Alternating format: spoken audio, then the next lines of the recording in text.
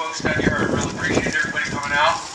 And I guess the only comment I would make, short and sweet, is that corporations are not people. People are people.